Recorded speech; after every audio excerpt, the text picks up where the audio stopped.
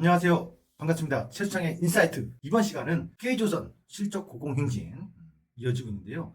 과연 조선산업에 대해서 봐야 될 특별한 모멘텀들은 어떤 것이 있는지 살펴보도록 하겠습니다. 첫 번째, 3차 슈퍼사이클 조기 진입 전망. 슈퍼사이클 1차 사이클은요, 2차 세계대전이 끝난 이후에 60년대부터 70년대 초반까지 엄청난 폭발적 성장했어. 그 다음에는 2차 슈퍼사이클은 WTO. 그 시기부터 동시에 유로화가 출범됐던 시점. 그래서 90년대 말부터 2007년도 금융위기 오기 전까지가 강력한 2차 사이클로 보시면 되겠습니다. 보시면 이게 신조성과로 본 조선업의 상승과 하락 사이클입니다. 80년대 이후에 보시면 2000년대까지 한 번에 1차 상승 나오고 두 번째 상승 나왔잖아요. 그러니까 슈퍼 사이클이 이때부터 이어진데 그 슈퍼 사이클은 바로 이 90년도 후반부터 2007년도까지가 강력한 상승. 신조성과의 상승과 조선산업의 상승 사이클이 거의 맞물리죠. 최근에도 신조성과는 이제 185 이 정도까지 오르고 있는데 그런 점에서 비춰본다면 지금 슈퍼사이클 3차 사이클의 시작기다라고 봐도 과언이 아닙니다. 예전에 보통 5, 6년 정도의 한 번의 상승 사이클 나오면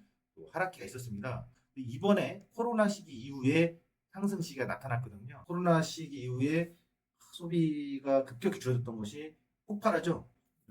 소비재들이 수요가 급증하면서 당시 신조성과도 오르고 동시에 컨테이너에서 발주도 막 늘어나고 이 이후에 더 강력한 슈퍼사이클이 존재한다. 이것이 조기 진입할 가능성이 높다. 이렇게 시장에서 전망이 되고 있습니다. 그 다음에 두 번째로 이 슈퍼사이클 조기 진입에 또 하나의 요인이 있습니다. IMO 국제해사기구가 환경 규제로 인해서 30년 된 노후 선박대에 대한 교체 요구가 강력히 진행되고 있습니다. 노후 선박대에 대한 교체 수요가 폭발적으로 증가하는 시기가 바로 이제 도래하고 있다. 이렇게 보시면 되겠습니다. 또 있습니다. 러시아 우크라이나 전쟁이 호재로 작용했습니다. 왜요? 러시아랑 유럽은 가스를 파이프라인으로 해가지고 공급했는데 중단되면서 바다로 운송하는 거죠. 그래서 유럽에서 LNG선 대량 발주가 늘어나고 있다는 거죠. 두 번째는 여기서 추가적인 요인들이 또 있습니다. 미국이 어마어마한 해운 정책에 새 동맹을 찾고 있습니다. 그 최대 수혜가 우리나라 K조선업이 될 가능성이 높다는 거죠. 미국에서 이제 나온 것 중에 LNG 수출 확대 기조가 늘어납니다. LNG 선박 수요에 대한 전망치들이 발표되는데 무려 2035년도까지 앞으로 약 10년 동안이죠. 426척이 발주가 예상된다고 합니다. 최근 알래스카에서 LNG 개발을 하겠다. 알래스카 북쪽과 남쪽으로 갈려서 파이프라인을 개발이 된다면 운반선 배로 운송할 수밖에 없겠죠. 그런 전망이 나오고 있습니다. 그러면서 또 부상하는 게 있습니다. 부유식 액화 천연가스 생산 설비, 소위 FLNG라고 하는 거죠. 해양에서 수출한 것을 육지로 운송해서 저장해놓는 이런 FLNG 설비 수요 증가될 전망인 거죠. 우리나라에서는 과거 이 사업이 돈이 안 된다. 적자 사업이 돼서 대부분 다 사업을 중지해서 유일하게 삼성중공업만 사업을 영위하고 있는데요. 일단 2012년부터 지금까지 최근 7척 중에서 5척 수주. 그럼 다른 회사들은 뭐 하나마나 사업 잘 잡은 건 맞는데 지금 이제 살아남은 삼성중공업은 수요, 설비, 투자가 나올수록 수주 가능성이 상당히 높다. 국내 유일의 사업을 영위하고 있기 때문에 이런 점이 또 주목이 됩니다. 또 하나, 미입항 수수료 징수한다고 하죠. 미국으로 한 번 들어오는 게 아니라 미국에 항구를 갈 때마다 항구를 한 3번 거치면 그럴 때마다 입항할 때마다 징수를 합니다. 중국 선박에 대한 규제까지도 나왔습니다. 중국에서 만든 선박은 또 징계를 한다고 합니다. 이런 부분들은 사실상 중국 선박과 우리나라 선박 회사들의 경쟁에서 압도적으로 우리한테 유리할 수밖에 없겠죠. 그러나 이제 컨테이너 선에다가 벌크 선마저도 중국 넘어갔던 것이 이제 미국의 입항 수수료 중국 선박 규제에 따라서 한국 K조선이 훨씬 더 수혜를 볼 수밖에 없는 입지를 다졌다. 이런 부분들이 슈퍼사이클의 요인이 된다라고 보시면 돼요. 이거 외에도 또 있습니다. 미국 해군력 강화에 따른 안보 협력인데요. 특수성이죠. 그래서 우리나라랑 미국은 동맹 국가이기 때문에 해군력 강화에 따라서 정비 사업을 MRO라고 하는데 MRO 사업과 해군의 함정 건조 사업에 있어서 우리나라가 직접적인 수혜 가능성이 높다 이렇게 전망을 하고 있습니다. 일단 해군 함정 건조랑 MRO 사업을 전체적으로 추정을 해보면요. 2029년도 추정하는 기준으로 보면요. 무려 3천억 달러. 우리 돈은 약 430조 원 정도 됩니다. 과거 미국은 존수법으로 해서 조선산업이 후퇴해왔고 높은 인건비 이런 부분 때문에 사실상 미국 내에서 조선소의 생산이라는 것이 거의 미비합니다. 이런 점에 있어서 지금 미국의 해군력 강화와 해운 정책 등의 성장을 위해서 조선산업에 있어서 중국이 아니라 한국과 일본일 가능성이 높다. 만일 중국과 미국이 관세전쟁이 합의가 될지언정 이 해운 정책과 미국의 해군력 강화에 따른 안보 협력 때문에 중국하고의 선박 건조를 손잡을 가능성은 제가 때는 1도 없지 않을까? 이렇게 추정을 해봅니다. 그럼 이 모든 MR 사업이 한국으로 올 거냐? 꼭 그렇지는 않습니다. 왜냐하면 미국의 해군력을 때 칠함대가 상당히 중요한 영향을, 칠함대는 인도나 남서태평양, 그러니까 일본, 괌, 대만 이 지역에서의 방어를 하는 게 칠함대의 역할이거든요. 또 있습니다. 뭐 이제 보면 남태평양 쪽은 5함대, 중부태평양 쪽은 3함대인데 영향력에 있어서는 뭐 지금 60척 정도의 함선을 가지고 있고 350대 항공기를 보유하고 있으며 6만 명 이상의 해군과 해병대의 구성으로 되어 있는 이 칠함대의 막강한 방어력이 주목이 되는데 그동안에 사실 일본 업체가 주로 칠함대의 함정들을 정비 사업을 해왔습니다. 이 칠함대는 매년 1조 7천억 정도에서 5조 원 정도로 향후 5년간 증가되면서 정비 사업이 매년 증가할 수밖에 없는 전망이 나오고 있습니다. 최근에 HD 현대중공업이 칠함대의 소속 군수전함의 한 척을 지난달이었죠. 2025년 3월 달에 입찰에 참여했는데 현재는 뭐 결과를 대기 중에 있습니다. 이런 점이 본다면 지금 일본과 감해 칠함대에서의 함선이 18대가 딱 전진 배치되어 있는데 이것이 무조건 우리나라한테만 온다라고 볼 수는 없고 일정 부분 우리가 가져올 수 있는 어떤 수주권들이 이제 나타난다면 향후에 기대감은 좀 더 높아질 수 있는 가능성이 있다.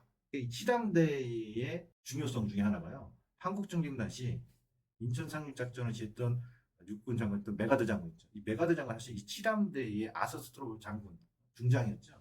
그때 당시 이 사령관이었는데 바로 이 칠함대가 인천 상륙작전의 핵심 부대, 감사한 부대죠. 이 칠함대는 또 대만 해협을 위협하고 있지 않습니까? 대만은 중국이 이에 따라서 대만 지역에도 좀 배치돼 있고 상당히 지금 중요도가 높아지고 있기 때문에 미 해군력 중에서도 중국과 직접적인 경쟁의 충돌의 최전선에 있는 칠함대에 앞으로 더 많은 정비와 해군 함정 건조들이 추가적으로 이루어질 가능성이 주목이 되고 있다는 점도 살펴보겠습니다. 그러면 이 자료를 하나만 좀 보도록 하죠. 바로 국내 조선 3사의 수주잔고 및 신조성과입니다.